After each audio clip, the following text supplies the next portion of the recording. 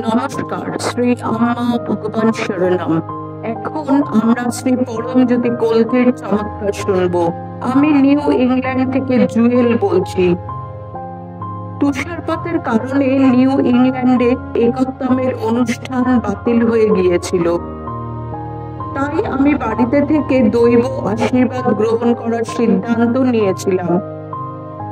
সন্ধ্যা 7:30টার সময় আমি প্রদীপ জ্বালিয়ে তাতে শ্রী পরম করুণা পরম জ্যোতিকে আহ্বান করেছিলাম এবং প্রার্থনা করেছিলাম সত্যলোকের শ্রী পরম করুণা পরম জ্যোতি যেন প্রজ্বলিত অগ্নিশিখায় আবির্ভূত হন। সংক্ষিপ্তভাবে সাধনায় অংশ নিয়ে আমি প্রার্থনা করেছিলাম এবং পরম জ্যোতির থেকে দীক্ষা গ্রহণ করে সবাসন করেছিলাম। সবাসন থেকে উঠে কৃতজ্ঞতা প্রকাশ করে আমি নৃত্য করার জন্য ভজন গান চালাতে মোবাইল ফোনটি হাতে নিয়েছিলাম।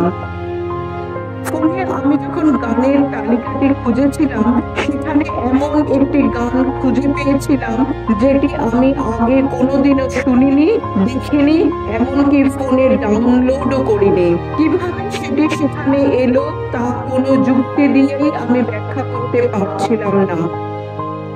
গানটির অবিশ্বাস্য নাম ছিল কলকি আমার সঙ্গে আছেন। আন্তরিক ভক্তি সহকারে আমি সেটি শুনেছিলাম এবং অত্যন্ত গভীর আনন্দ অনুভব করেছিলাম। গানটি ঠিক যেন আমার পূর্বপুরুষের পরম্পরার সঙ্গীতের মতো ছিল। আমি একবার অখণ্ড বিশ্বাস প্রাপ্তির জন্য প্রার্থনা করেছিলাম। এই চমৎকারটি সংশয়হীনভাবে তা প্রমাণ করে দিয়েছিল যে শ্রী পরম জ্যোতি সর্বদা আমার সঙ্গেই আছেন।